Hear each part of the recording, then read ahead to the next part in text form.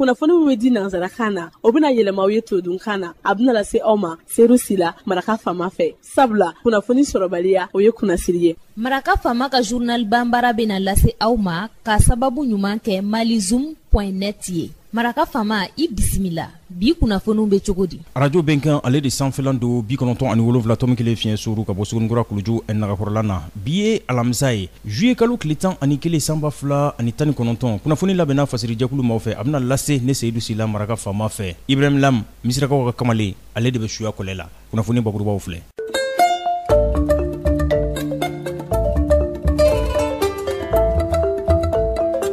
Jamana ɲɛma furumuso Keita Aminata Maiga n'ale de ye ONG Agir o ɲɛma ye a ye bolonɔ bila kɛ tarata donya tɛmɛlen ani Banque Atlantique o ni ɲɔgɔn cɛ.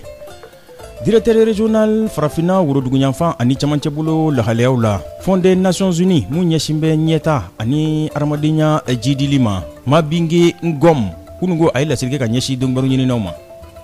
Sena ɲɛmaya o ɲinini hokumu kɔnɔna na cɛbɔ min bɛ nin nɔ o lahalaya la n'o ye Modeste Bayati ye ale bolo bɔra ca la waati ma fɔ min na Front commun pour le Congo o ka lahalayaw la n'u ko ma ko FCC dɔnnibaru la kumabaw olu de ye nin ye minnu bɛna walawala aw ye sadani na aw ni ce maraka faama ka journal bamara lamɛnli la. Jamana ɲɛma furumuso Keita Aminata Maiga n'ale de ONG Agir o ɲɛma ye tarata donya tɛmɛlen a ye bolonɔbila kɛ sɛbɛn dɔ la a bɛ bɛnkan fɔ ani Banque Atlantique o ni ɲɔgɔn cɛ n'o ye Banque Centrale Populaire o ka bolofara dɔ ye o ka bolonɔbila kɛra o ka directeur général fɛ Habib Bledou nin bolonɔbila min filɛ nin ye ONG Agir ani Banque Atlantique o ni ɲɔgɔn cɛ a bɛ tali kɛ lahalaya la n'o ye baarabolo ye n'u ko ma ko kalanso min ɲɛsin bɛ sigida o lakanda fɛɛrɛw ma komini 6nan o kɔnɔ Bamako yan nɔ. ONG Agir a san caman o de ye nin ye ale jijalen bɛ maaya o ɲuman kɛli o bɛ se ka waleya cogo min na sigida maaw olu ka lafiya u ka sigida lakandaw la jamana ɲɛmaw furumusow olu ye o baarabolo u ye o ji don k'o kɔrɔ don kosɛbɛ kosɛbɛ anw ka jamana o kɔnɔna na Habib Bledou ale ka fɔla ale ko Banque Atlantique olu ɲɛsin bɛ ɲɛta sira o walakatali ani ladamu o bɛ se ka ji di cogo min na o de kosɔn ONG Agir u b'u ka dɛmɛdonɲɔgɔnya ta ka ɲɛsin a ma.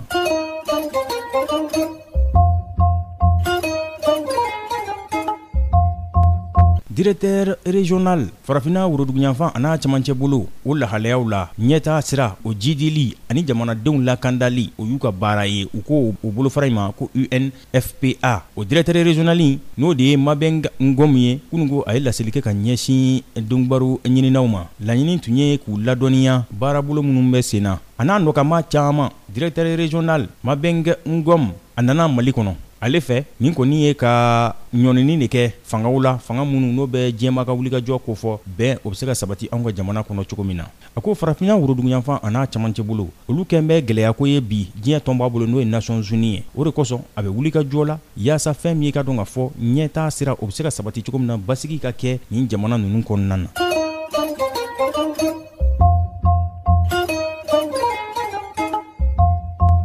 Cɛbɔ min bɛ Sena o ɲinini na n'u ko ma ko Modeste Bayiti Lukebo République démocratique du Congo o kɔnɔna na ale bolo bɔra ca la waati ma fɔ a la kulu kɔnɔna na n'u ko ma Front commun pour le Congo FCC tigɛkɔni jalaki min sinen don a la o de ye k'a fɔ k'a bɛ ka cɛbɔya in ɲini k'a sɔrɔ jamana ɲɛmaakɔrɔ Joseph Kabila ale bɛ kuluba min ɲɛma olu kɛlen don ka tigɛ ɲɛsin minisiri ɲɛmaakɔrɔ dɔ la n'u ko ma ko Alexis Ntambe Wamba.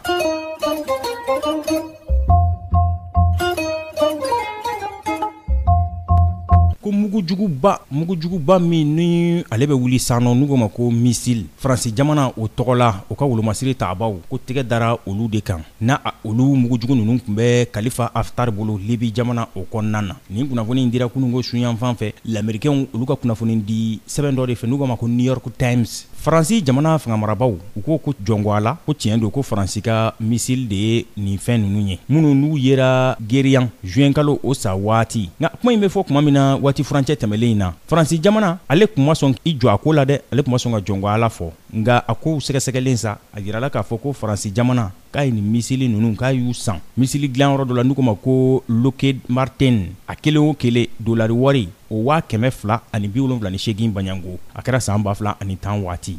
Libi jamana dun tilalen do fila ye a yirala k'a fɔ ko fankelen ko Faransi jamana bɛ k'olu kɔrɔ do ko k'a sababu kɛ misili ninnu tara ye o mɔgɔw de bolo n'o ye Khalifa Haftar n'a ka mɔgɔw ye